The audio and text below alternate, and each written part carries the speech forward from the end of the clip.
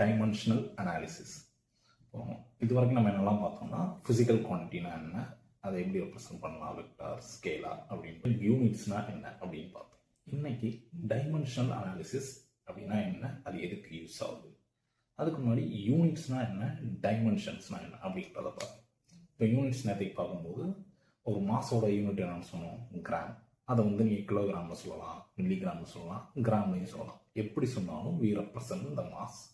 அப்போ இந்த gram, kilogram, milligram எல்லாம் யூனிட்ஸ். இந்த மாஸ்ன்றது தான் டைமென்ஷன். அதே மாதிரி தான் லென்த், டைம் எல்லாமே டைமென்ஷன்.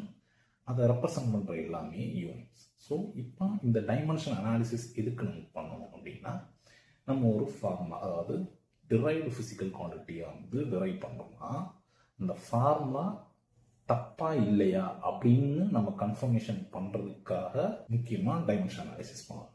தப்பா இல்லையான்னு பார்க்கறதுக்கு தான் லிசன் மை வேர்ட்ஸ். தப்பா இல்லையான்னு பார்க்கறதுக்கு, கரெக்டான செக் பண்ணுறதுக்கு இல்லை. ரெண்டுக்குமே வித்தியாசம் இருக்கு சொல்கிறேன். ஸோ இப்போ ஃபார் எக்ஸாம்பிள் நம்ம வருது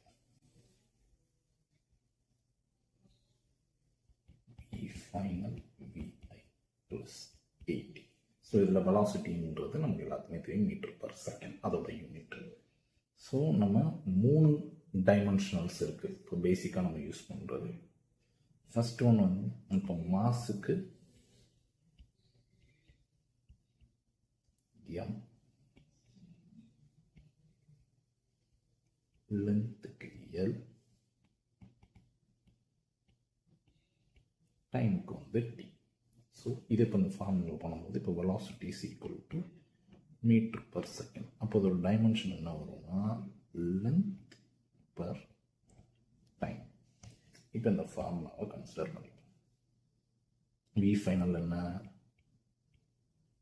length divided by time is equal to, அதே விஏ தான். விஏனா என்ன வரும், length divided by time plus acceleration. Acceleration metre per second square.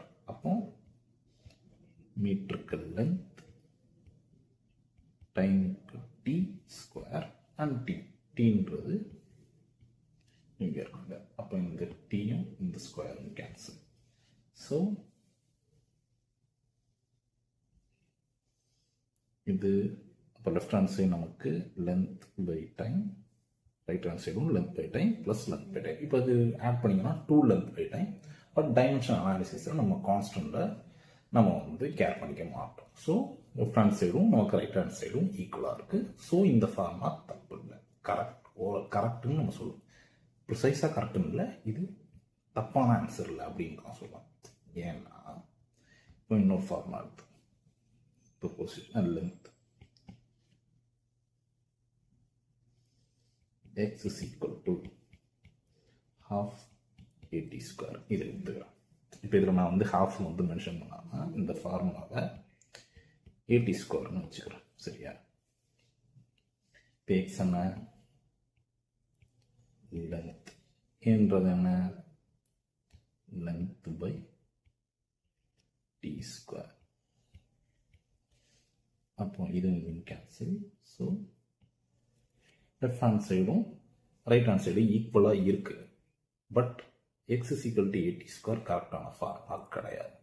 x is equal to half AT square தான் கரெக்டான ஃபார்முலா. ஸோ டைமென்ஷன் அனாலிசிஸ் ஒரு ஃபார்முலா தப்பா இல்லையா அப்படின்ட்டு கண்டுபிடிக்கிற அளவுக்கு தான் யூஸ் ஆகுமே தவிர அதோட வைஸ் வெர்ஸா கிடையாது.